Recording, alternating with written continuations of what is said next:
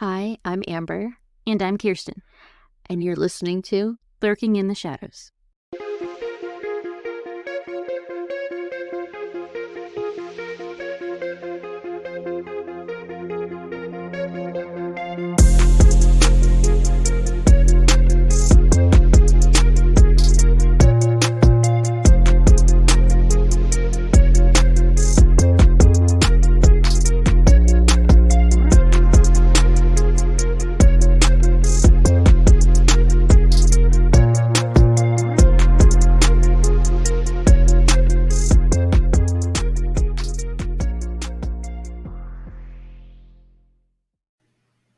Hello, everyone.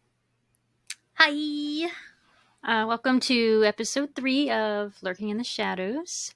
Woo. Today's my case. I'm going to be covering the case of Ellen Rae Greenberg, which is a bizarre and very sad case. She was only 27 years old when she died on January 26, 2011, in her apartment of 20 stab wounds. She's young. Yeah. Yeah. So she's part of the 27 club. Lots of people died that age. Oh, yeah.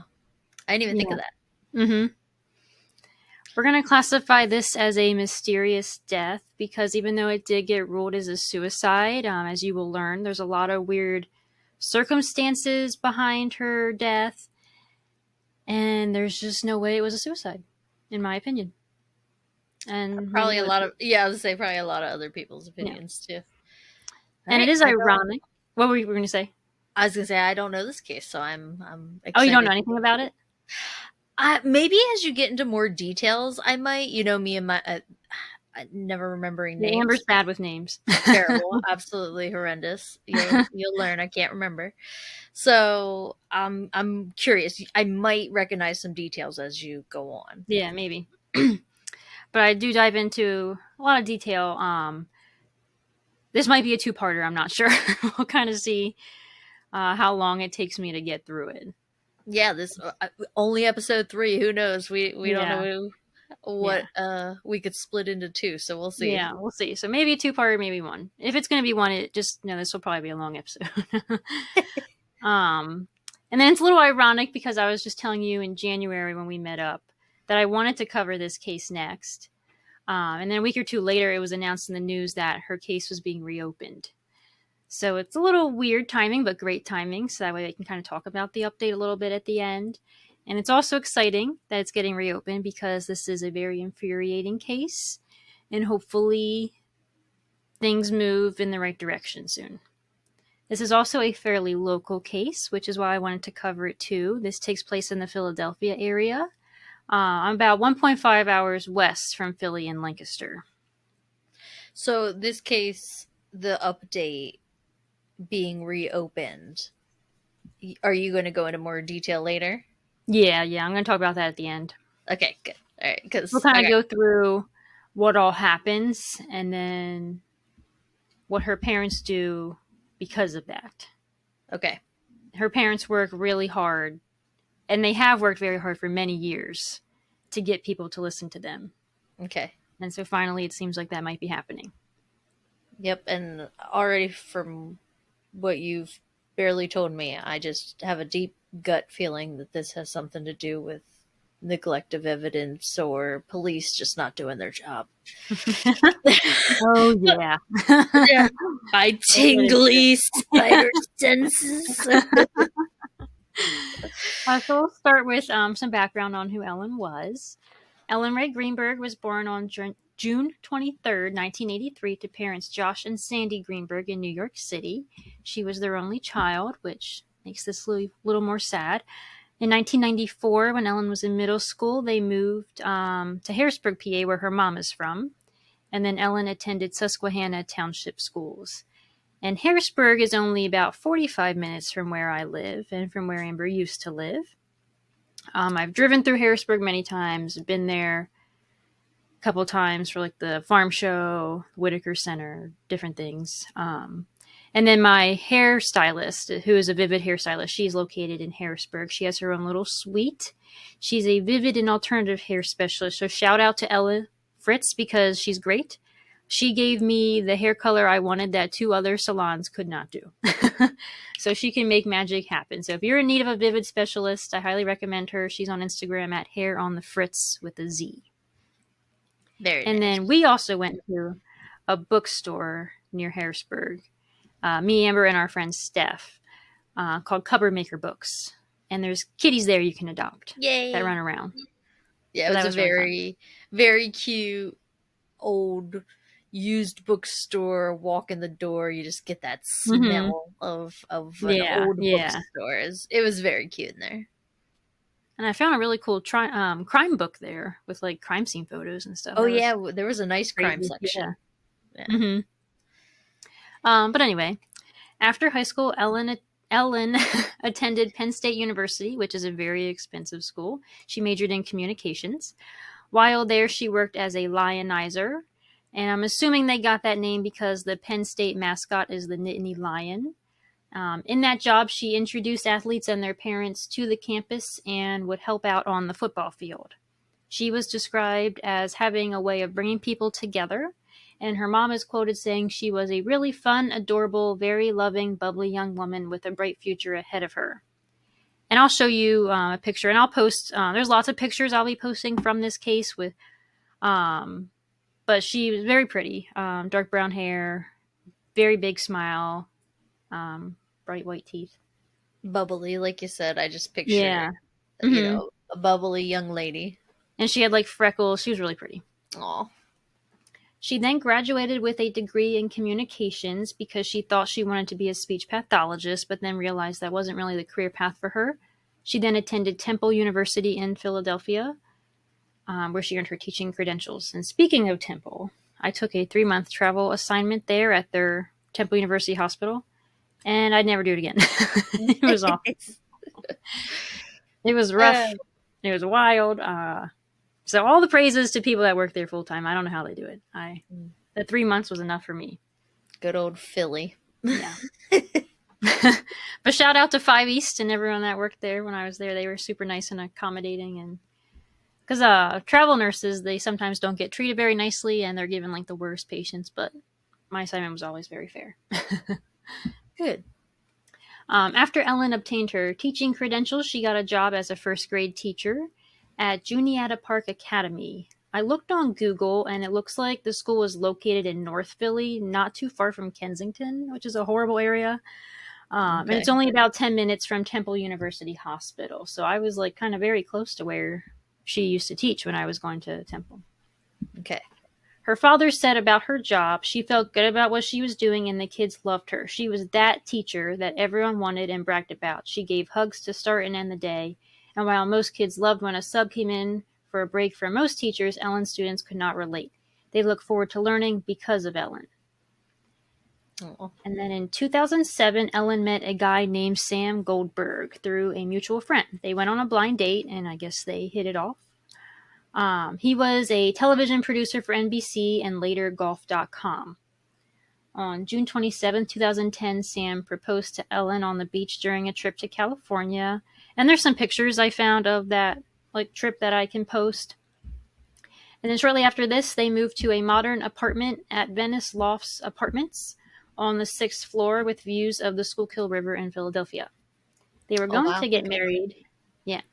They were going to get married at Hotel Hershey in August 2011. Wow. Which Hershey's another very local area. Yeah, Hershey that's Park's only 30 minutes away. It's a very nice hotel. Yes, it's very expensive. I could never Yeah. even afford to stay there, even just for No, one night. it's a very grand hotel. Yeah. So I can't imagine how much that wedding was going to cost. Yeah. But yeah, we grew up going to Hershey Park like every summer. And Yep. now they have like a Halloween event that's kind of similar to Halloween Horror Nights with scare zones, haunted houses, and stuff. So very familiar with Hershey. Sadly, Ellen would never get to attend her wedding day. Oh. Yeah. So wait, In this December, is 2007? They met in 2010. Oh, they met in 2010. Yeah. And Okay. 2007 was when she started is when they met. Okay. And then they got engaged in 2010. Okay, met, engaged. So now this is 2013? So we're in 10 or 2010. So they've been together about 3 years. So we're into December 2010 now, is what we're getting into. And okay. she passes away in January 2011. Okay. Okay. A lot of dates. Yeah, I know. I'm better with numbers than people's Mhm. names, but In December 2010, about a month before her death, her parents and friends noticed a change in her behavior. She was previously a happy, bubbly, cheerful person, but had recently been noticeably anxious and stressed. Ellen attributed it to stress from work and wedding planning, but her anxiety reached a point where she considered quitting her job and moving back home with her parents. She even sent them a text saying, "I want to leave this place, get me out." wait, leave what place? Her job? Like, yeah, her job in Philly. Okay. Feel like her job and the whole area type thing. Yeah. Hmm. Was anything ever mentioned about him? No. Okay. So we'll get into this in a second, but she even sees a therapist and she never says anything bad about him and would even like smile when she would talk about him. Okay. So her increasing anxiety also started causing her to have trouble sleeping. On December 18th, 2010, she asked her parents if she could move back home to Harrisburg. They thought this was weird because she's engaged now and has a good job, but she insisted it had nothing to do with Sam, her fiancé. Since this seemed to come out of nowhere, her father insisted she see a psychiatrist first before giving up her job and her life in Philadelphia. She agreed, and she attended 3 appointments with Dr. Ellen Berman on January 12th, 17th, and 19th of 2011. She had prescribed her Klonopin, which is an anxiety medication, and Ambien, which is a pretty strong sleeping medication. Yeah. Yeah, I hate giving. We'll go into do like a get to know us episode at some point, but I'm a nurse, and I hate giving Ambien in the hospital setting because patients always get confused. They always wake up confused. So Yeah. always have to keep a bed alarm on them. They get crazy dreams on Ambien. Yeah, I've I heard hate, nothing but like a lot of horror stories yeah, about people taking Ambien. I've yeah, never taken it, but I hate giving Ambien. Even if the patient takes it at home, I still don't want to give it to them. So a note from her doctor during her appointment on the 12th, which was their first appointment, said, "Once things in control, my whole life hard worker, anxious not sleeping, job sucks." okay. And So then this her is all through parents were under the text. impression that she loved her job. On January 16th, she made the last entry in a journal that she was using about her medication use. Because her therapist recommended that she journal each day while on the meds to kind of see if they're helping or not. Okay. Notes from her appointment on January 17th stated, "She wants to quit, but mom and fiance don't want her to.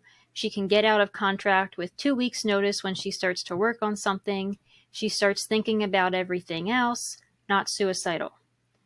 Notes from the appointment on the 19th said, "Way better, feels 75% better, agrees she should just get through till June. She tends to walk around compulsively neatening up." And around this time, she did text her mom saying that the medications were working and she was starting to feel better. Okay. On January 22nd, she sent out save the dates for her wedding in August. That same day, she went bridesmaid dress shopping with a friend who was also getting married. And according to the Sippindale Foundation website I found, her friend picked her up that day and later said something seemed off with Ellen. She's quoted saying, I could tell she was not herself. Even when I picked her up to go dress shopping, she just looked disheveled. She was always fully put together, but her hair wasn't done and she just wasn't herself. When we were in the fitting room, she even started crying a little and just said, "I'm so sorry. I know I'm not myself, but I'll get it together." Ellen's friend said she generally wouldn't press her friend about what was wrong, but she didn't. She normally would press her friend about what was wrong, but she didn't on that occasion because it seemed like Ellen didn't want to make the dress shopping about herself. Ellen told her friend she was stressed and wanted to quit her job and move home, which was as much of a surprise to her friend as it was to her parents. Her friend said, "I knew something wasn't right other than school. My father-in-law worked with her, and he said there was nothing for her to be stressed about. They loved her there." And that day was the last time her friend would see Ellen alive. Wow. So that was January 22nd. Now we're up I to have my January 26th. I have my suspicions, but I'm still listening. Okay. So now we're up to January 26, 2011, the day she's found dead. I Wow. have Okay. a timeline of events I found on crimetimeline.com. A big snowstorm was supposed to be coming, so Ellen got out of work early that day around 1:15 p.m. on the 26th because the schools were going to close due to the severe weather. Her fiancé Sam also left work early that day. At 1:26 p.m. on her way home, she used her Visa card at a gas station on Umbria Street to fill her gas tank. She spent $41.20 at pump number 4, filling her tank with 12.8 gallons of gasoline. At 2:30 p.m., she makes a call to Vitry Restaurant. It's unclear if she was calling to make or cancel a reservation. At 2:33 p.m., she made another phone call, but it doesn't specify who she called. After this, Okay. she began entering grades in her computer for her first grade students because they were due that day. According to phone and computer records, her last text was sent at 3:47 p.m., and the last activity on her computer was 4:46 p.m. Between 4:45 and 4:50, her fiancé Sam leaves their apartment room to head down to their apartment gym, and he is captured on camera doing this. So as far as we know, Ellen was alive and well around 4:45 p.m. Okay. At 5:30 p.m., he is seen leaving the gym to head back up to their apartment, but when he got there, he couldn't get in because the swing latch on the door was latched. So it would need to be unlocked from the inside in order to get back in. Sam admits he was very frustrated, knocking loudly, yelling to Ellen, and sent her multiple texts saying, "Hello, open the door. What are you doing? I'm getting pissed. Hello, you better have an excuse. What the fuck? Ah, you have no idea." And I don't know about you, but those texts seem a little abrasive for the Well, yeah. situation. Like, why I are you so mean, mad? Why are you just mad yeah, and not concerned or something? Like, maybe she's asleep, you know? yeah. I feel like, but as women, that's our way of thinking. Like immediately, my brain Yeah, goes to like, "Hey, you all right in there? Did you slip and fall? We got a TBI in there. Like, what's happening?" You know. right. I know. I know. But like It's just like, geez, like, a guy's perspective is like, "Oh, I can't believe they're not answering mm-hmm. right now." Like, I Right. feel like, but I don't know. I mean, maybe he's a Yeah, narcissist. I don't know. Maybe. Around 5:44 p.m., neighbors report hearing Sam yell out to Ellen several times. So sometime between 5:45 p.m. and 6, Sam calls his cousin Kamian Schwartzman, who suggested he ask security for help. So after multiple attempts of trying to reach Ellen with no success, he went back downstairs to the lobby around 6 p.m.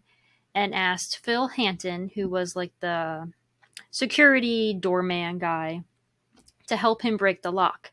Phil unfortunately told him it was against policy, but that he could call Ellen for him. At 6:07 p.m., 2 phone calls are made to Ellen's phone from Venice Loft's apartments with no answer. A third unanswered call is made at 6:10 p.m., so Phil offers to call police for him, but they did not do that at this time.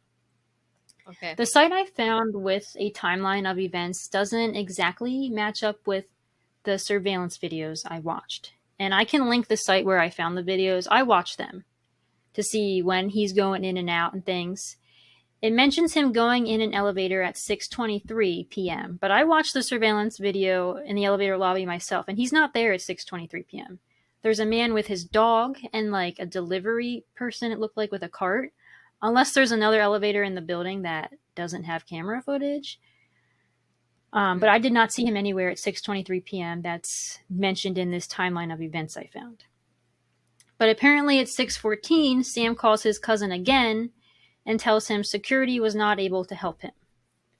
At 6:26 p.m., Sam receives a call from his uncle, James Schwartzman, which is Kamian's dad, and you can see him step into frame a little bit on the left at 6:31, and it looks like he's talking to someone on the phone. His uncle instructs him to try and force his way into the apartment. Then at 6:32 p.m., you can see him on surveillance enter the elevator to go back upstairs. So So That same elevator that you said you didn't see him on. They mentioned him going on an elevator at 623, but he does not go in an elevator at 623. Are He's you in looking at? Is it the same elevator? Yes, you're there's looking only at? one Oh. elevator in the surveillance footage. And it's the Okay. footage that police use, so I don't think there's another elevator anywhere. I think Okay. there's just... It's two elevators side by side, but I think that's the Yeah. only elevators for the building. Okay. So he's not seen anywhere at 623. You see him at 631, talking on the phone briefly. Downstairs. And then at 632, he fully steps into view and gets back on the elevator to go upstairs. Okay. It says he stayed on the phone with his cousin or his uncle while he was trying to break in, but he's not on the phone when he enters the elevator. Like, you can see him, you can see him holding his phone in his hand when he gets on the elevator, but he's not talking to anybody on the phone. And so that's going to come up later where he's saying he was on the phone with his cousin or his uncle when he's trying to break in. So I don't know if maybe he just called them again when he gets upstairs, That's but what he I'm was guessing. not on the phone at 632 when he's getting on the elevator. So that part's just kind of a little fishy, a little not, doesn't match up. Yeah, but anytime So he gets upstairs. Anytime you go into an elevator, your call drops. Right. So he might have just called them once he got back upstairs, if he even did. Yeah. Okay, yep. So he gets upstairs, breaks in, and finds Ellen slumped on the kitchen floor, leaning against the cabinets. So he screamed, and his uncle or cousin, because they're saying he was on the phone with them, apparently instructed him to call 911. Okay, so I'm going to play the 911 call for you guys so you can kind of hear how he sounds and what he says during this. Help! I need everything out. I just walked to my apartment. My fiance's on the floor with blood everywhere. What is the address? 4601 Flat Rock Road. Please come. Help. 4601 Flat Rock Road. Is this a house or apartment? Oh no. Oh no. Apartment. It's an apartment. What apartment number? Please hurry, please. Where is she bleeding from? I don't know. I can't tell. No, so you have to calm yourself down in order to get you some help. I'm sorry. I don't know. I'm looking at her right now. I can't see anything. There's nothing broken. She's bleeding. Ellie! You don't know where she's bleeding from? Can't tell where Ellie! the blood's coming from? I think her head. I think she hit her head, but it's everywhere. Okay, so it's everywhere. She might have fallen. Do you know what happened? She may have slipped. There's blood on the table. Her face is a little purple. Okay, hold on for rescue for her. Stay on the phone.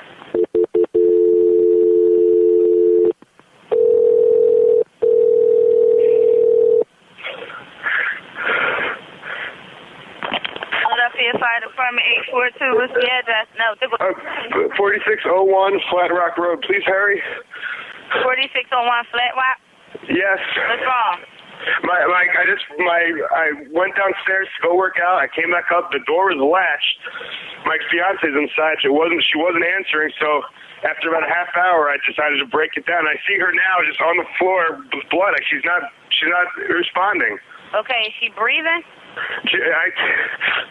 Look at her chest. I need you to calm down, and I need you to look at her chest. It's really. I really don't think she is. Listen to me. Someone's on the way. Look at her chest. Is she flat on her back? She's on her back. So I bring her. Look at her chest and tell me if it's going up and down, up and down. I don't see her moving. Okay. Do you know how to do CPR? I don't. Okay, I can tell you what to do. Okay, until they get there. I want you to keep her flat on her. God. Hello. Yeah, hi, okay. Are you willing to do CPR with me over the phone until they get there? I have to, right? Okay, so get her flat on her back, bare her chest, okay? You want to rip her shirt off. Okay? Kneel down by her side. Oh, my God. Ellie, please. Listen, you can't freak out, sir, because you Okay, I'm trying not to. Her shirt won't come off. It's a zipper. Oh, my God. She stabbed herself. Where? She fell with a knife. Oh, no, her knife's sticking out. Her what? There's a knife sticking out of her heart. Oh, she stabbed herself? I guess so. I don't know where she fell on it. I don't know. Okay, well, don't touch it.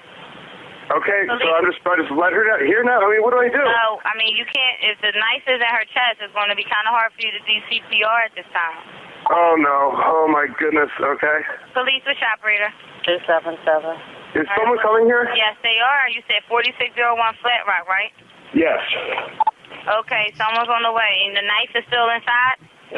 Wait, sir, what? The knife is still inside of her? Yes, I didn't take it out. Was it her chest or what area did It's it? in her chest. It looks like it's right in her heart. Okay, someone's on the way out there. Okay, just get. Oh my God! Okay, How old is thank you. she? She's 27. 27. And there's no sign of life at all? Like, turn to her arm. No, please don't be. What? Then turn to her arm and tell me if she responds to pain. Ellie. She's not. Her arm, her hands are still warm. I don't know what that means, but there's blood everywhere. I know, but you can't, and the knife is still inside of her. How far? Can you see how far it went in? It looks pretty deep. Okay. It looks 3 It's a long knife. Don't touch anything. Yeah, don't touch anything, okay? I'm not touching anything. I can't believe this, though. So wait, it was just you there with her? We're the only ones here. And she ran in the door, you said latched it shut? No, I went downstairs to work out, and when I came back up, the door was latched. Oh. Like it was, it wasn't like it was, it was like locked from the inside, and I'm yelling, so I'm Was yelling your house and broken into? No. So there's no sign of a break-in? No sign of a break-in at all. There will be when you get here, because I had to break the latch, but to get in. Okay, 4601 Flat Rock, and this is a house, right? It's an apartment. Flat Rock apartment. Okay, that'll help. Oh my God. All right, thank you. Mm-hmm. Bye. Okay. So that's the 911 call. Wow. There's some weird things That was- about it. Don't you Yeah, think? that was bizarre. Yeah, that was bizarre. Yeah. I mean, he didn't sound that shocked to me. To me, also, I'm curious for the rest of the story if his story changes, that he the gym and all that. Mm-hmm. But you said he's on video at the gym. Yeah, you can see him But- leaving the gym to head back towards the elevator lobby. Okay, well, I have to hear the rest before I make any conclusive things here, because Like in the one part where they're telling him he needs to do CPR, he's like, "Well, I have to, right?" It's like, well, yeah. yeah. If you love somebody, you are going to do everything that you physically can to save them. Mhm, yeah. So yeah, that too. That's like, I don't And know. the other I mean, I big get it. thing- So he's like talking about how he's trying to unzip her jacket, and then he sees the knife. You're telling me this whole time you didn't see a knife sticking out of her See a chest? knife sticking out of her chest. You're right. Yeah, that's true. Why are you even trying to undo her jacket? You can see there's a knife there. Did you see? And then he's like, he acts like he's surprised, like, oh no, now I see a knife here. and the first thing that comes out of his mouth is, "She stabbed herself." Yeah. Or she fell on it. Yeah, and that was the next thing. It was like, she stabbed herself. Probably because when he said, "Oh, she stabbed herself," and he said it out loud, he's like, "Damn, that sounded stupid. I gotta change Yeah. that." Yeah. Oh, she fell on it, and then he was like, "Well, damn, that sounded stupid too." Yeah, that's even worse. Like, are you trying to, like, come up with a solution of something that happened even though something else happened? Yeah, that's what, like, planting a story. Mm-hmm. Yeah. All right. So, yeah, the I'll 911 call is a hear- little weird. Yeah. Definitely. Even the Yeah. way the operators were reacting was even a little strange, but Yeah. okay. So the other confusing thing is that every source I find says he calls 911 at 6:30. But that's impossible because I told you he's on the surveillance footage getting on the elevator at 6:32 Yeah. to go back upstairs. So how's he calling 911 at 6:30 when he's not even upstairs yet to see her dead? Every source says 911 calls at 6:30. And I have not found any sources to explain this discrepancy, and it's driving me nuts. I found a Reddit article that also kind of mentions this little discrepancy, so I'm glad I'm not the only one to take notice. But, like, I imagine police would have had to take a notice to that, too. They watched the surveillance footage. Unless the surveillance footage time is off. That's the only thing I an could think. estimate. Yeah. That's the only thing I could think is that they're just estimating, not down to the minute, or that time is off. Because when I was researching this, I told Brandon, I was like, I need to call police. I found a discrepancy in the case. Right? He did not call at 6:30. Nope. I watched the surveillance footage. He's not even upstairs yet at 6:32. He's just getting on the elevator. He did not call 911 at 6:30. Was there video of him busting in the door? That's the other thing.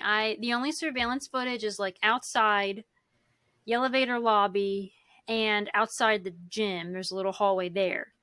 I did not find anything that says that there's cameras in the hallways where the apartments are. Because there is no footage of him up there that's ever released or mentioned.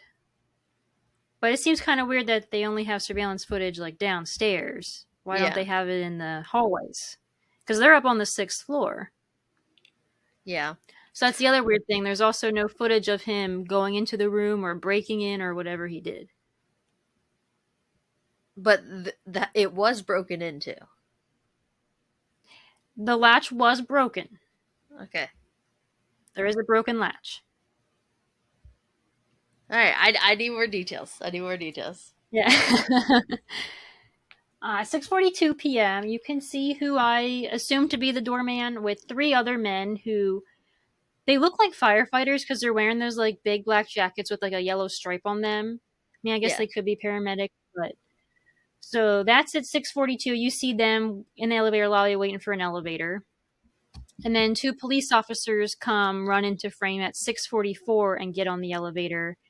As they're getting on the elevator, the doorman's coming off. So the doorman shows the paramedics upstairs, and then he comes back down. As he's getting off, 2 police officers then get on the elevator at 6:44. And then 2 other paramedics with a stretcher come into frame at 6:45, and they get on the elevator at 6:46. All of the footage I found, the time frames are only that are at least posted on the internet from 3 to 5 p.m. and then 5 to 7 p.m. So whatever happened before and after those times, I wasn't able to see. Okay. So first responders arrive and also find Ellen sitting slumped in the kitchen with a serrated knife plunged 4 inches into her chest. So she's still sitting. Yeah, he left her in that position that he found her in. Okay. She sustained 20 stab wounds. Jesus. It's not just this knife in the heart. There's 19 other stab wounds. 10 of them are to the back of her head and neck. Oh my God. 10 are to her chest and abdomen area. A few sources say she was pronounced dead at 6:40. Even in the police and autopsy reports that I personally read through say that. But like I pointed out earlier, the first people to arrive at the scene didn't even get on the elevator till 6:42. 42, okay, yep. So how was she pronounced dead at 6:40 unless they're letting her fiancé pronounce her dead? I don't know. So wait, so if they're saying it's 6:40 is when she's pronounced dead. You saw them and that time was 6:42. Yeah, no one even got up to the room or on the elevator till 6:42. Okay, and then earlier, according to surveillance footage. Yes, but earlier than him calling 911, everybody said 6:30. Mm-hmm.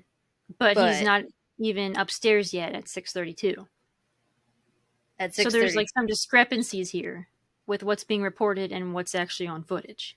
I'm wondering if the time on the footage though is just off by a couple minutes. Is what I'm I don't starting know. to think. Yeah, but I don't know either. That would be the only explanation, or just negligence. I don't know.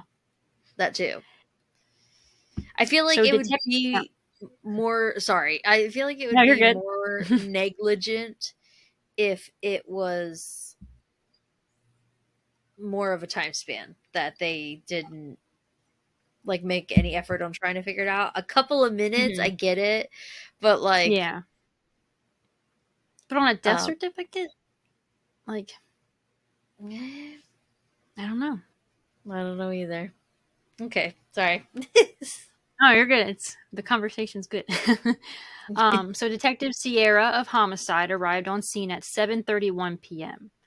Sam tells police when interviewed that the security doorman was present when he broke in. But that's not true. When Sam goes back upstairs at 6:32, he's alone. And that is proven on surveillance. Phil Doorman even signed a written declaration saying he did not accompany Sam back up to the room. He only accompanied the 3 firemen that first arrived. So it's a little strange that Sam would lie about that, especially when there is like surveillance footage proof. Okay, so, I don't know. That's a little weird. So I'm going to read through the investigative report written by investigator Stephen Olszewski that details the scene and what was found and whatnot. So I have it in front of me. I'm just going to kind of read through some of this. Okay. I arrived to the scene at 20:27 and was met by 5th District Police Snipes. The decedent's fiancé, Samuel Goldberg, along with his family and some friends, are also present. The decedent's fiancé, Samuel Goldberg, reportedly left the decedent at the apartment around 16:45 to go to the gym, returned around 7:15 to 7:30, was unable to get into the apartment. He opened the door with his keys, but the door was secure from the inside. Proceeded to try and contact the decedent via text messages, phone calls, emails for approximately an hour before he forced entry into the apartment. An apartment security man was reportedly present during entry, which is not true. He immediately discovered her and called 911. Radio time is at 18:33. So that's a little more accurate from what I saw on footage. Okay. The location of death is in the kitchen of the decedent's apartment located at Venice Loft Apartments, 4601 Flat Rock Road. It's a 2-bedroom apartment on the 6th floor of the building shared by the decedent with her fiancé, Samuel Goldberg. The apartment is well kept, clean. The inside lock to the front door, a common latch that solid bar door guard, is broken with the screws on the door loose, obviously forced in when in a locked position. Throughout the entire apartment, there is no evidence of a struggle. Furniture and items appear in place. Nothing is obviously missing or disturbed. There are numerous valuables present: money, keys, 3 laptop computers, 1 in the kitchen on the island, 1 in the master bedroom suite on the floor, as evidenced by wedding material. Appears to be the decedent's as evidenced by wedding material, and 1 on an additional bedroom desk. There is no note found or anything indicative of suicide on the computers or in the rest of the apartment. The only way to exit the apartment with the front doorway locked is through a rear slider leading to a patio. The patio is 6 stories high. There is snow present with no tracks or footprints, completely undisturbed. The ambient temperature is inside the apartment reads 69 degrees on a thermostat. The incident occurred during a winter storm. So that's what they're saying the scene looked like when they got in. So there's no sign of a break-in or anything like that. Prescription medications are recovered from a bedstand located in the master bedroom. Prescriber Dr. Ellen Berman. Prescriptions: alprazolam, clonazepam, and zolpidem. A paper booklet is in the decedent's pocketbook that's on a chair at the living room island. Resembles a journal of her medications and her state of mind while taking. Last dated 1/16.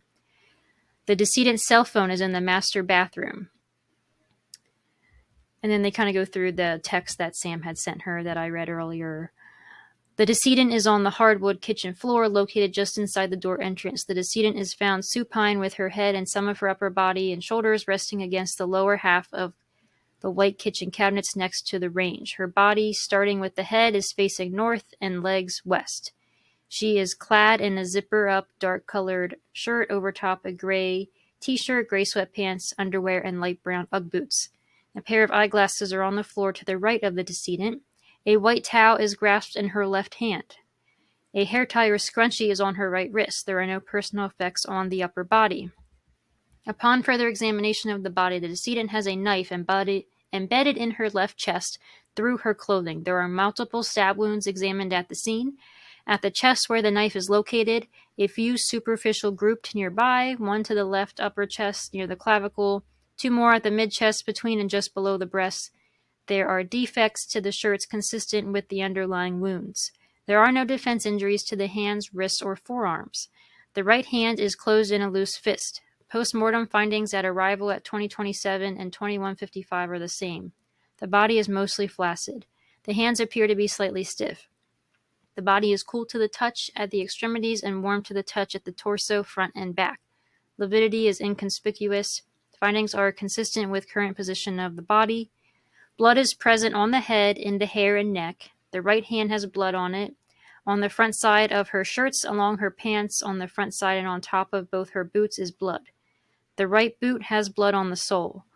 The blood around her is generally confined to the area of the body, on the floor underneath, and on the face of the cabinets behind her. One small blood spatter is on the cabinet to the left of the body. 2 separate drops of blood spatter are on the granite countertops above her. 2 kitchen knives are in the sink adjacent to the body. They are free of any blood or tissue. The sink underneath is dry and also bears no evidence of blood or tissue. A knife block is on the counter between sink and range. It is turned over to the side. The 3 utensils are a spatula, fork, and paring knife, all that bears no evidence of blood or tissue. The knife in her body is consistent with the knife set found in the sink and in the block. So that's kind of what the scene looks like. So there are some other knives there, but none of them have any evidence of blood on them, just the one that is in her chest. And to me, it sounds like... So I was sitting here thinking, I was like, okay, so her cell phone was in the master bathroom, so she was in the master bathroom getting together. She has a hair tie on her wrist. You know, like I'm picturing myself as a woman, like... Yeah. And then the kitchen's by the front She door. has shoes on. Yep, she's got shoes on. But I couldn't tell with that description. Is like she dressed to go out, or is she just lounging around the house? It says she's wearing like sweatpants, so it sounds more like loungewear. But yeah, that's, to me, I was like, is she lounging? You know, like, my thing is that I'm stuck on right now is the deadbolt being locked. And now with that report saying there's no disturbance out on the back porch with the fresh snowfall, they're on the 6th floor. Yep. So how do you get out of an apartment? You can get into an apartment very easily, right, by being let in by said person, and then they can deadbolt it behind you. But then how do you get out of that apartment after you've killed somebody and it's deadbolted behind you? That's... Unless he broke it before he went down to the gym. He had this planned. If that is the case. Yeah. Because no one saw him go no back one... into the room. No one saw him break into the apartment. And he because did I was kind of lie. stuck on that too. Well, how did it break? Yeah, and he did lie, trying to have that little alibi of like, oh, the doorman was with me. Yes, someone was here with me. Yeah. Okay. All right. We're on to something. Okay. All right. Go ahead. So this all happens on January 26th. That's when she's died, however. On January 27, 2011, Ellen's autopsy was performed by Dr. Marlon Osborne at the Philadelphia Medical Examiner's Office. In addition to the 20 stab wounds, there are multiple bruises. Right upper arm has a round 3 by 4 centimeter contusion. Right forearm has a 3 by 1.5 centimeter area of 3 round contusions. The right lower quadrant abdomen has a 3 by 3.5 centimeter contusion. The right thigh has a vertical row of round contusions that are 2.5 by 3 centimeters, 4.5 by 3 centimeters, and 5 by 6 centimeters. And above the right knee is a 4.5 by 3 centimeter area of 3 round contusions. The hyoid bone and cartilage are intact. The manner of death is listed as homicide. And I read through the autopsy report. It says homicide. Yeah, it does. Yeah. Also, on the morning of January 27th, The senior property manager of Venice Lofts Apartments, Melissa Ware, received a call from Sam's uncle James Schwartzman requesting access to retrieve items for the funeral. She did her due diligence. She called police and asked them if this was okay, and the police department confirmed there were no entry restrictions. Not only that, but they recommended a cleanup service. Oh my god. So this is kind of the first clue in this case that police are not doing their job correctly. And leaning towards her death being a suicide. Because they also never called crime scene to the unit on the 26th. Crime scene was never called to their apartment. Why not? That's a great question. Suck. What? That's a great question. What do you mean? There's 20 stab wounds and half of them are to the back of somebody's head and we're calling it suicide. Uh-huh. What do you mean? What do you mean we're not going to get crime scene in here to investigate? Whose first day of work is this? Speak up. Apparently the entire police force is first day. God, get it together here. That's why this case is so infuriating. That is ridiculous. That is. So a cleanup service was arranged that same day on the 27th. Oh my god! Yeah, the same day. There was no waiting. They were getting it done. Holy moly. So when they were done, Ware, the property manager, notified James that he and his son came in, could come by, and they did, and they took a suit, Ellen's purse, her cell phone, and her laptop. Okay, where's Sam at this point? That I'm not sure. Okay, because like they're getting the things trying to get into his uncle a little bit, but I think they're trying to get him no involvement. Okay, all right, is what I think. Okay. So they take Ellen's purse, cell phone, laptop, and then they grab a suit for Sam. Police needed to prepare affidavits and obtain a search warrant to re-enter the apartment once the ME ruled Ellen's death as a homicide. But they told this property manager, "Oh, go ahead, go in. Open door. Might as well have an open house. They have to go through all this for them to get back in. Professionals to get back in, they have to go through all this, but they're just going to let any random person go back in and take what they want. Yep. Make it make sense. You know what this reminds me of? By the time the warrant was secured, what'd you say? You know what this reminds me of? The Micah Miller case. We got to cover that at some point. Once things are... Oh, it'll be years done investigating and stuff. Yeah, it'll be a long time. But yeah, it just reminds me because I remember they let people go in and out of the apartment and stuff. And it's like, really? Yeah. Okay. Cover up.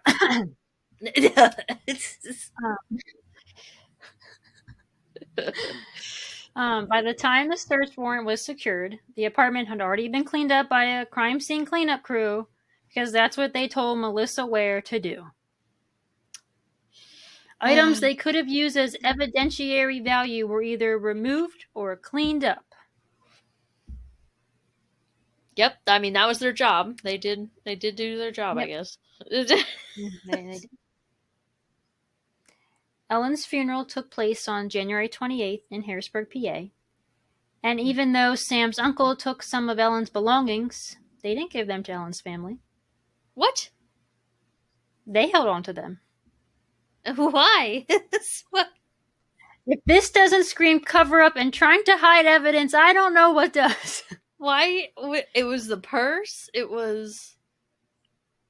her what laptop? else was it? Laptop? Okay. And the cell phone, okay. So one thing I didn't mention earlier, Sam's uncle James is former assistant U.S. attorney for the Eastern District of Pennsylvania. Oh my God. And previously served as chairman of the Pennsylvania Judicial Conduct Board, is a former chairman of the Supreme Court of Pennsylvania's Disciplinary Board, Continuing Legal Education Board, and the Interest on Lawyers Trust Accounts Board. Wow. And to top it off, he was elected President Judge of the Pennsylvania Court of Judicial Discipline in October 2021. Wow. So this man knows what he's doing and what needs to be done to help someone get away with a crime. Yeah. And also, like, knows people. Knows lots of people. And money talks. Money talks. Power talks. Power talks, yes. Wow. Okay. There is not a single person in politics that isn't corrupt. So let's be real here. Little nephew over here had an accident, called up his big old uncle, and uncle said, "I got you. Yeah, let me handle it. Shut your mouth. And you don't talk from here on out. I will." Mm-hmm. Hung up the phone, and now steps in uncle, who owns the show now. And that's little nephew over there is going to sit down and shut up while, big bad uncle over here, he fixes all the problems and sweeps it under the rug and, thinks he's big and bad. Yep. So that's what we're working with here. And to think he did it. He did that. Mm-hmm. No shame. Yeah. Yep. Men, I tell you. Mm-hmm. On January 29th, police collected the 3 laptops and cell phone from James. Thank goodness. Wow. Okay. Yeah. But they had it for a whole day. Who knows what they were trying to do with it. Mm-hmm. When investigating her belongings, her computer revealed searches for quick death a few weeks before her death. She also opened an article on euthanasia and browsed a website about painless suicide. So some of this will play into why police are like, nope, this was a suicide. The Greenberg's attorney says there is painless suicide, and we're thinking, oh, well, she was Googling that. I know, but she stabbed herself 20 times for a painless suicide. That's really what she wanted. I knew it. Wow. Okay. I'm sorry, but no one that commits suicide is going to do it by stabbing themselves 20 times. 20 times. Wow. The Greenberg's attorney says there is no evidence on the hard drive of suicide or death-related searches demonstrating obsession about either topic. And there's that was a quote. Their expert said there was not direct searches, but instead phantom searches, which appear because of analytics. Since she was taking medication for anxiety and searched online about side effects, which brought up searches about suicide. The police report noted Ellen's laptop was found open to wedding planning sites, so there was nothing to suggest Ellen planned on taking her life that day. She clearly was doing wedding planning. A day or two after the autopsy was completed, the Philadelphia Police Department released a statement saying, "The death of Ellen Greenberg has not been ruled a homicide. Homicide investigators are considering the manner of death as suspicious at this time," basically undermining the ME's ruling of homicide. How is that legal? Like, I don't think that's legal. I don't know that it is.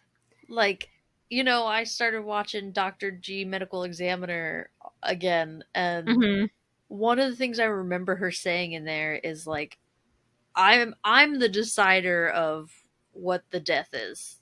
And then from there is where, like, the police take it. They don't decide. Like, she decided. Right. So if it was homicide, then the police were like, okay, homicide, got to investigate this. So I don't understand how police can overrule that. Like, that should not be legal whatsoever. I don't know. It's just part of the infuriatingness of this case. Yeah. This is ridiculous. Yeah. Yeah. The Philadelphia Police Department demand to meet with Osborne, the medical examiner, and his boss on March 3rd, 2011. And in the meeting was also a high-ranking representative from the Philadelphia District Attorney's Office. Well, I kind of wonder if it could have been Sam's uncle. I don't know. Yeah. That's pretty solid assumption there. On April 4th, 2011, Dr. Osborne made the decision to change his original ruling of homicide to suicide based on additional police investigations. But I personally think he was forced or threatened to make Yeah. that change. Yeah, that's yeah. He's just a medical examiner, so big old threats can do a lot of things for you. Yeah. Especially in a dirty little town like Philly. I mean, Mhm. no offense, Philly, go Eagles, but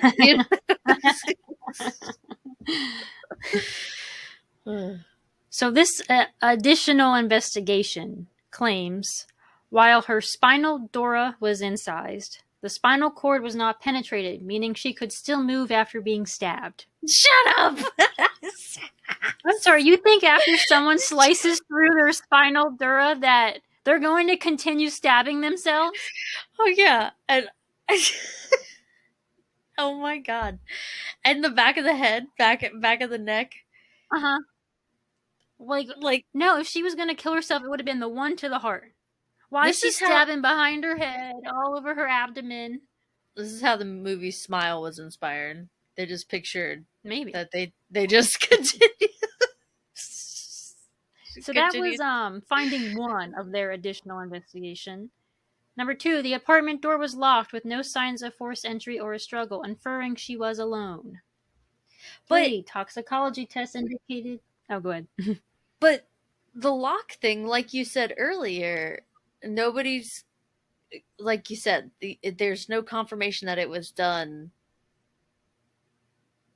in the moment. We don't know. He might be saying he can't get in the apartment, but that could have been all a part of his story. Yeah. Okay. There's no proof that he couldn't have broke that latch for he went to the gym. I wish, but like also it would have made noise. So I wish if somebody would have came forward and would have been like, yeah, I heard like a big bang in the morning or whatever, like, because like that would have had to make noise.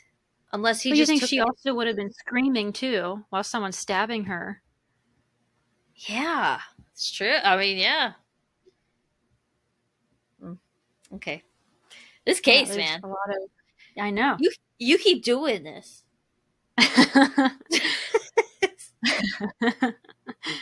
The third additional finding was toxicology tests indicated the presence of prescription medication in Ellen's system, including zolpidem, clonazepam, and alprazolam, but she had prescriptions for all of those. Yeah. She was previously on another, I think it was an SSRI, and then they took her off of that. So at the time of her death, she was only taking zolpidem and Klonopin, but she did have a prior prescription for Xanax that wasn't currently being used. Okay. Osborne later said in a deposition, she's the only one found in the apartment with nothing disturbed, nothing out of place, no other way of getting in there. It doesn't lend to the fact that someone else was there to do it, so that was discounted. Dr. Osborne also stated that the meeting was scheduled because the investigating officers requested the manner of death be changed from homicide to pending. When asked if this has ever happened before, having this elaborate meeting to have the manner of death changed, he said, no, never. No, yeah, exactly. Why are we making this so why is this happening? Yeah. Because we need to cover this up. Because someone, yeah. Why else would they? Yeah, I don't care what evidence they think they have. This was not a suicide. Oh, they literally. There was they no should note. be ashamed of themselves. They should be. Yeah. That they're all going to sit there, multiple people are going to sit there and try and claim this to be a suicide. Mm-hmm. That this, for that woman to do it, like, that's terrible. There was no note. She stopped for gas on her way home. Why would she fill her tank if she was just going to go home and kill herself? She was planning her wedding. Yeah. Police even said they saw the page up on her laptop. And her family knows her best. They said she would never do that. Her parents never believed for a moment her death was the result of suicide. They believe she was murdered, and so do I. Yeah, me too. Put me on that list. Where do we pick it? Yeah, I don't know. In Philly, I guess. You have to come back. That's right. All right, now we're going to fast forward to January 2012. Ellen's parents hired Dr. Cyril Wecht, I don't know, a forensic pathologist to conduct an independent autopsy review. The key findings were unusual nature of stab wounds. 20 stab wounds, including deep neck and back injuries, are highly inconsistent with suicide. Lack of defensive wounds. While Ellen had no clear defensive wounds, Dr. Wetch argues this does not prove suicide, as she could have been incapacitated early in an attack. Yeah. Concerns over crime scene handling. The apartment was cleaned too soon, and key evidence may have been lost. Then suspicious nature of injuries. Stab wounds to the back and neck raised doubts whether she could have inflicted them herself. I was like, can we line that up? Because I guarantee she can't. Mm-hmm. He recommended a comprehensive reinvestigation, including a thorough review of all forensic evidence and witness statements, and he said, quote, "In all my years of experience and all of the homicides that I've done and suicides, I've never seen anything like this," end quote. Another outside pathologist, Wayne Ross, pointed out a hemorrhage in her neck muscles that he thought was indicative of strangulation. Now, of note on the autopsy report, it did say her hyoid bone was intact, but Yeah. He wrote that various bruises on her body, quote, "were consistent with a repeated beating," unquote. Oh my goodness. Forensic scientist Henry Lee, who testified for the defense of O.J. Simpson murder trial, reviewed the case files and concluded, quote, "The number and type of wounds and bloodstain patterns observed are consistent with a homicide scene," end quote. Dr. Wayne K. Ross wrote that the injuries from the stab wounds to the brain and spinal cord would have caused severe pain, cranial nerve dysfunction, and traumatic brain injuries, meaning she could not have continued stabbing herself. Wow. I can't believe they even have to come up with that defense. Yeah, I know. Sounds ridiculous. So that was 2012. Now we're moving to October 2019. Still nothing's happening. 2019. 2019. Yeah, oh my gosh. Throughout all this time, her parents have been doing whatever they can to get people to re-review her case. But so now we're in October 2019. The Greenberg's attorney, Joseph Pedraza Jr., filed a civil lawsuit on their behalf against both the Philadelphia Medical Examiner's Office and Dr. Osborne to get officials to change Ellen's manner of death from suicide to either undetermined or back to homicide. Her mom is quoted saying, "We just want Ellen's name cleared. She did not do this to herself, and she deserves justice. They try to close our doors, but we always find another way in. We're never giving up." Good. I feel so bad for them. Yeah. I can't imagine your child being killed in such a horrible way, and then no one believing you or even wanting to take a look at the case. We're like, "Oh nope, it's suicide. We don't care what you have to say." Well, and just having to live with that every day. To think as a parent, the police are supposed to when something tragic like this happens to your child, you want a detective or something to solve this kind of case and things like that. Mm-hmm. Instead, they're being told, "No, you're wrong. Right. She killed herself." Mm-hmm. And so that's you don't know your own child. Yeah, that's probably such a terrible, defeating feeling that your hands are tied. Those are the people who are determining whether this takes the next step, we're going to a trial, or it ends here, type of thing. Yeah. And they're telling you, "Nah, we're not gonna pursue anything past this because she killed herself." Right. So, Dr. Emery, a pathologist in the medical examiner's office in 2019, trained in neuropathology, was sought out for her opinion on Ellen's injuries, and she did an independent exam based on the previous reports and photos.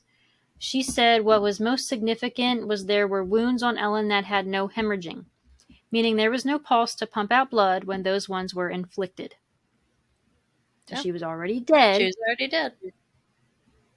I mean, 20 stab wounds is a lot. Yeah, it is.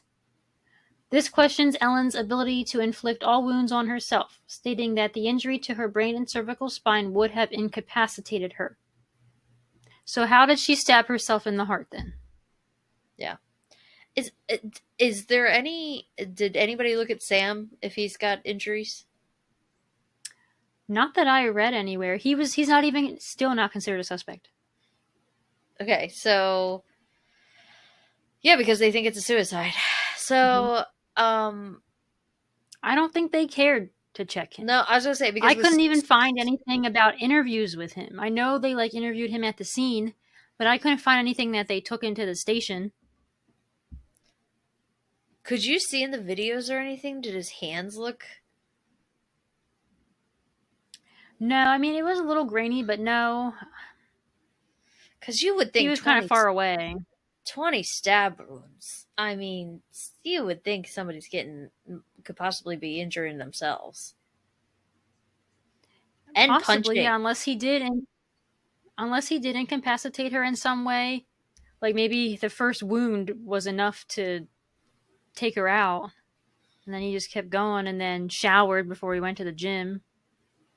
Well, I mean, I'm figuring that, but I was just thinking like, injuring yourself in this whole mess. But, I mean, maybe not. Maybe you got lucky.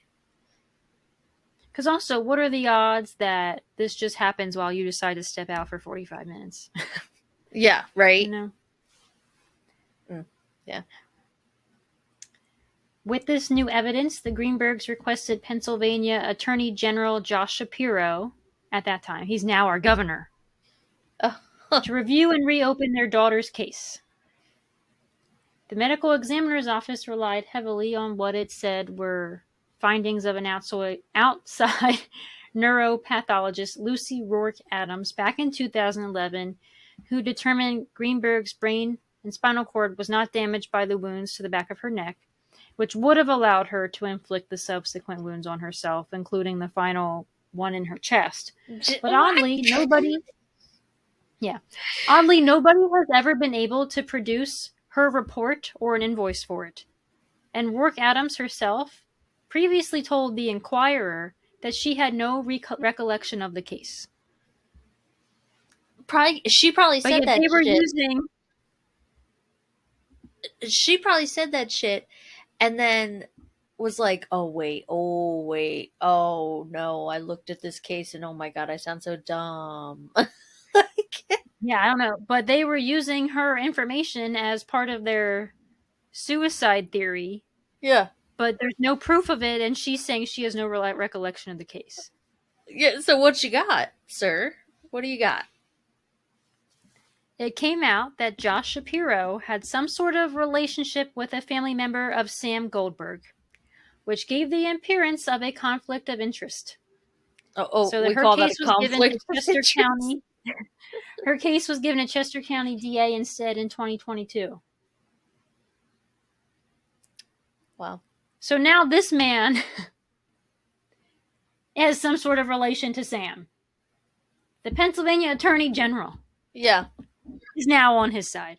That would be currently taking care of whatever this new update would be as well then. Yeah, whatever his uncle wants to hide, I'm sure Josh is letting it slide. Yeah. Oh yeah. It's a family business, baby. Mm-hmm. That's disgusting. It's just like, what are the odds? Of course he's involved too. Shapiro's full involvement in the case may never be apparent, and it took his office 2 years to determine a possible conflict of interest. It took them 2 years to be like, oh, you know what? Maybe you shouldn't be handling this. Wow. This case is nuts. It's really disgusting how higher up people. Word. Yeah.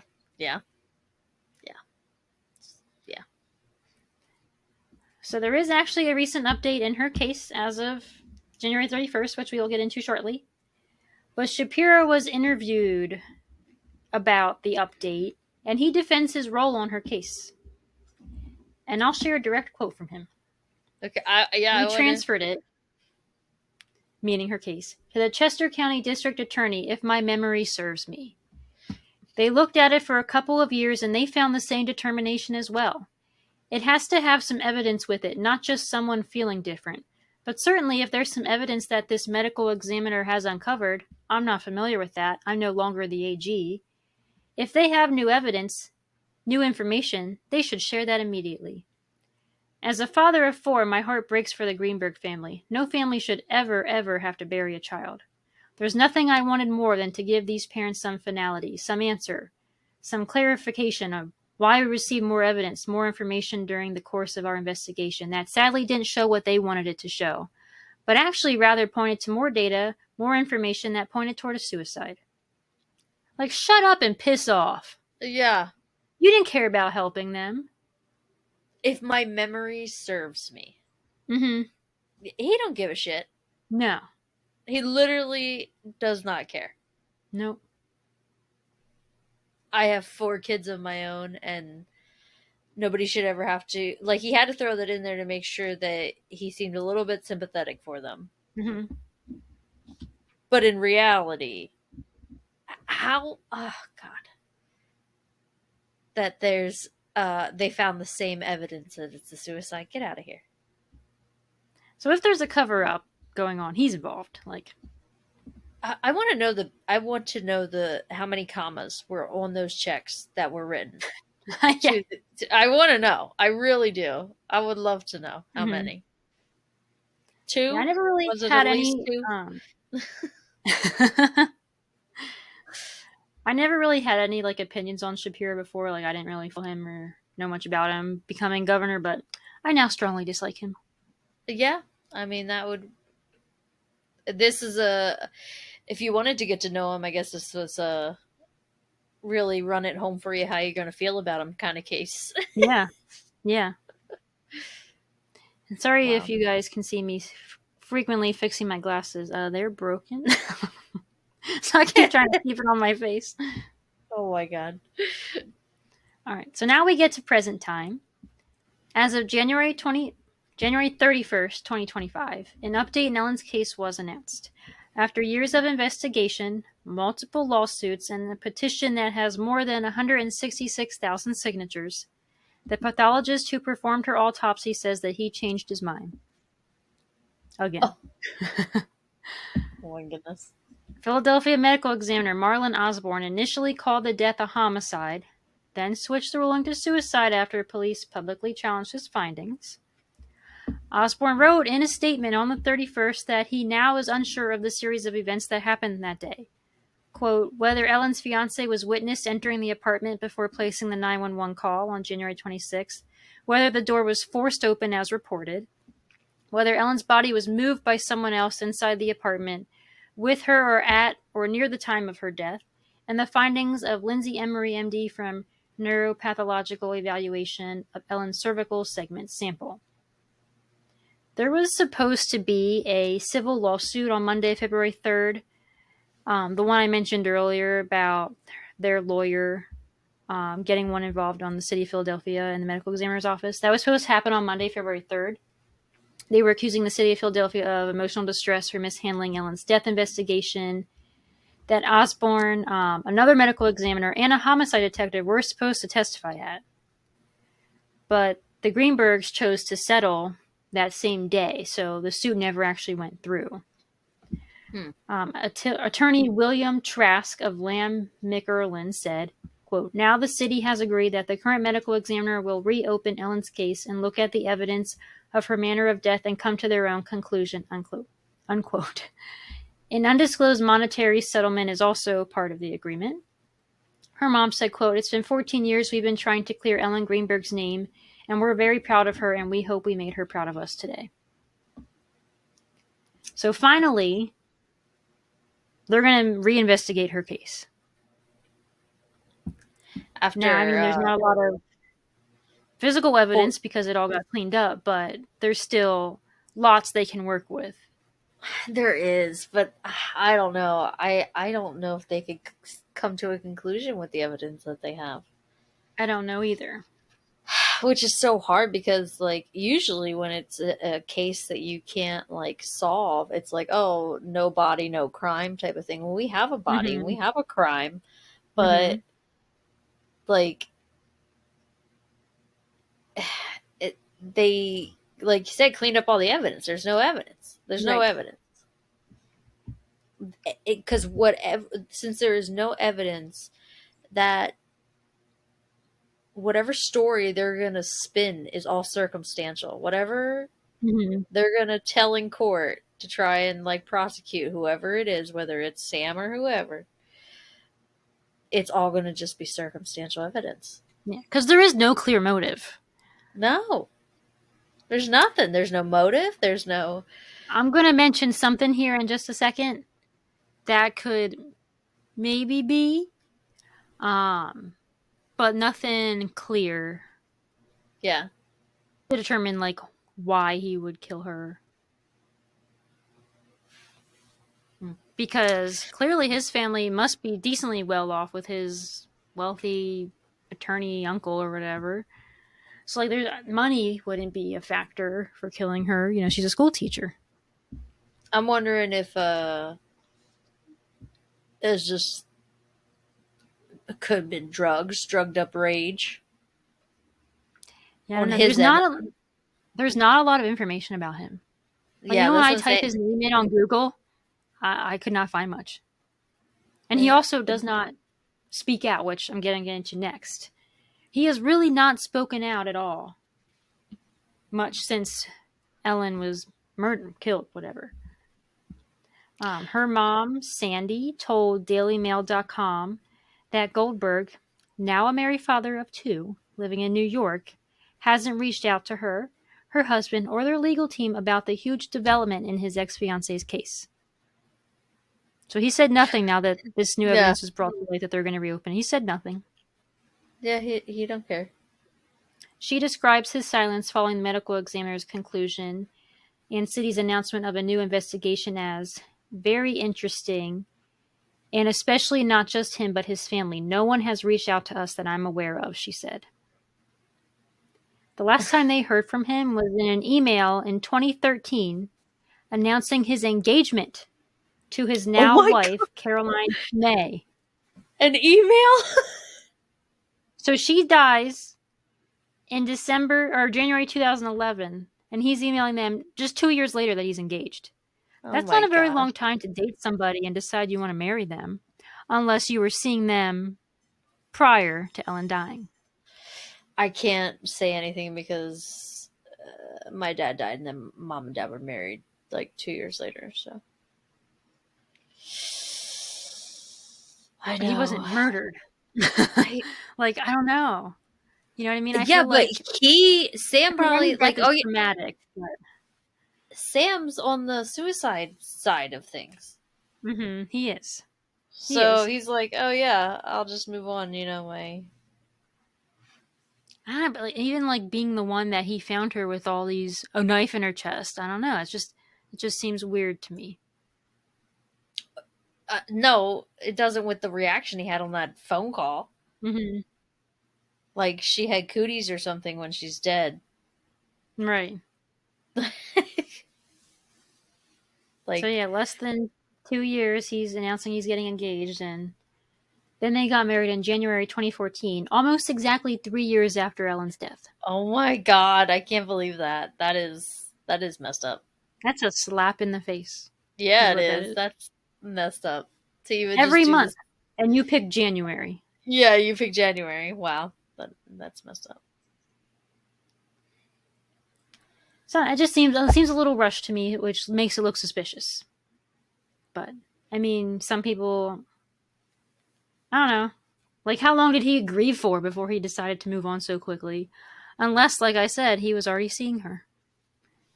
Mm-hmm. So he's already, you know, he got Ellen out of the way, and now. Yeah, like another, what's his name? Watts. Chris Watts, yeah. Chris Watts. Another one of those, just getting rid of. But this one, he had power and money on his side to get away with it for this one. Mm-hmm. And like I said, there's no proof that he did this, but there's lots of suspicious circumstances pointing towards him. Yeah, I mean, but like, we literally can't even look at the total evidence because the police already were like already marking it off as hey, it's a suicide, so there was no collected evidence for us to, you know, like all the surveillance footage and stuff, was it actually combed through properly, you know? Like, yeah, there's lots of negligence in this case. Yeah. Lots of missed opportunities. Ugh. Literally a crime scene cleaned up. Yeah. And they didn't even have crime scene text there to even take anything. Like, So there was no crime scene photos or anything. there are some photos Okay. that I seen that are like online.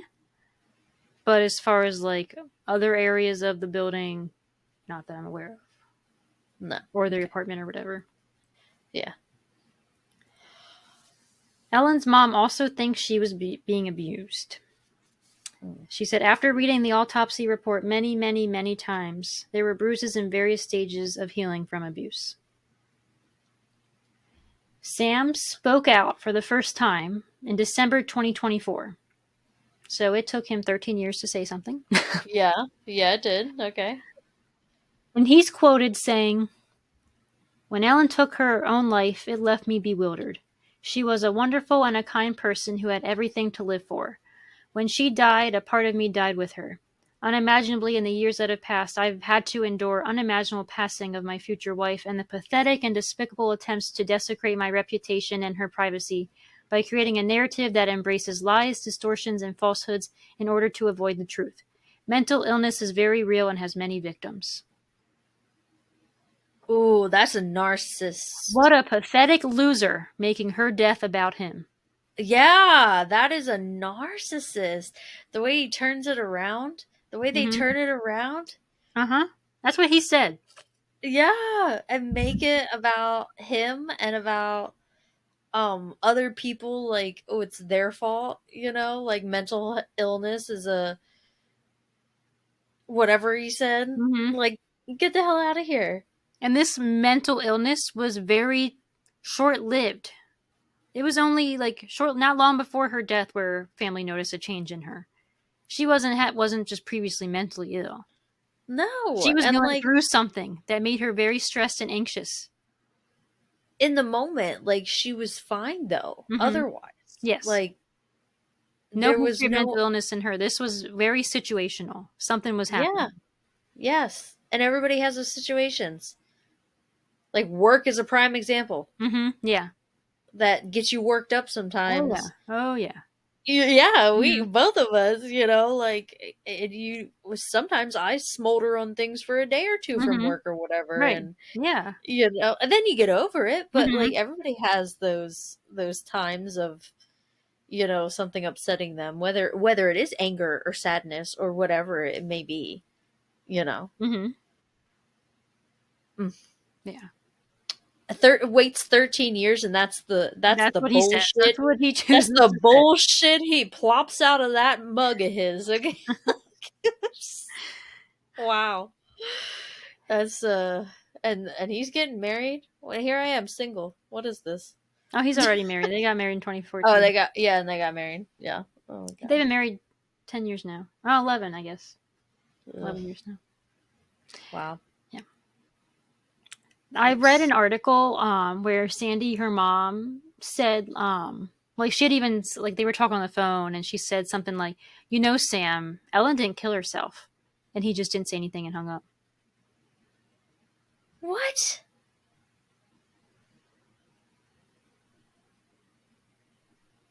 Wait, who? Where's this information from? One of the articles I read. Oh, one of the articles you read. Okay. Mhm. Mm. That Sandy, her mom was talking on the phone with him about like things and it was like, she didn't kill herself. And Yeah. he just didn't say anything, hung up. Wow. It's a family affair, really. Mm-hmm. Is what it has to be, Yeah. I guess. Wow. That's I'm glad they're reopening it though, but like I said, I just feel like it's already drug through the mud Mm-hmm. so much, I know. unfortunately, that I don't think we're going to see justice in this one. And he's never been named a suspect. I don't know if that'll change with this new investigation, but as of right now, he's not. Wow, that's crazy. 20 stab wounds, and I guess Freddy Krueger did it. I don't know. Yeah. Yeah, I'm excited for this new investigation, but I'm also nervous because her and her family deserve justice, and I don't know if they're going to get it. And I know. Well, I was Finger trying to crossed. think. She would have been a year older than my oldest sister. So 42. She would have been 42 this year. Mm-hmm. So obviously her parents are getting up there too, I'm sure. Yeah. I mean, not like super old, like my parents aren't super old or anything, but like, Mhm. of course, this is something Probably that close to 70 or something, you know? I'm not telling mom that you said she could be close to 70. She'll kill you. Well, it depends. Well, she had kids young. She started young. she did. Yeah, mom did have kids very young. But like they've been hanging on to this or having to deal with this for so long. But I meant now. They're probably close to 70. Yeah, well, that's what I'm saying is that Mhm. now they've Yeah. been hanging on to it for so long that I know. like I just want, like, for any parent, they should have that kind of settlement, that kind of, not settlement, that what's the word I'm looking for? Like, Closure? yes, closure. Yeah.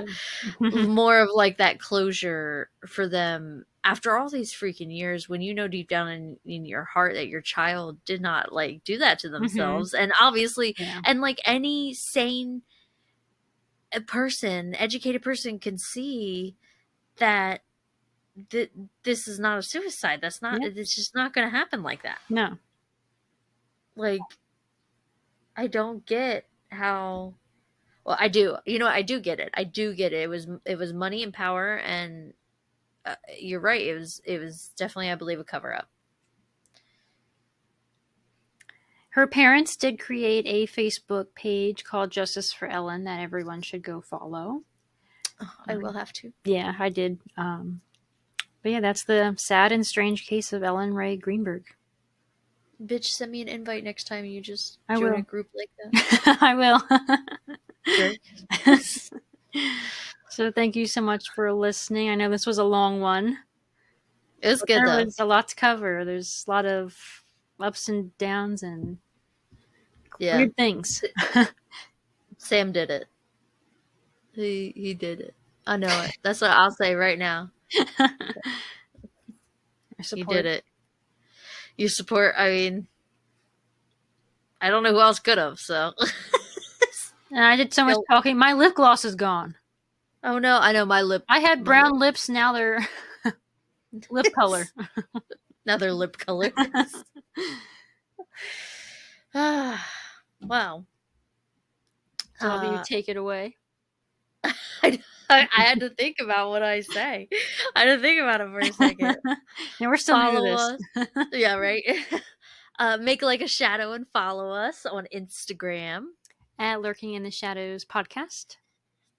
Send us an email at Gmail. Lurking in the Shadows at gmail.com. And look, now you messed me up. Check us out on TikTok.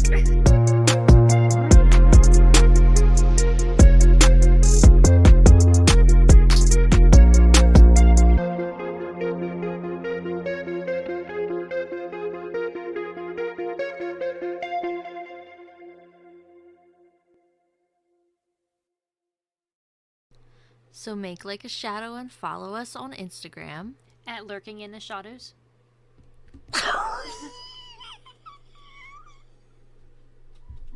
I fucking give up. Why won't it come out of my mouth?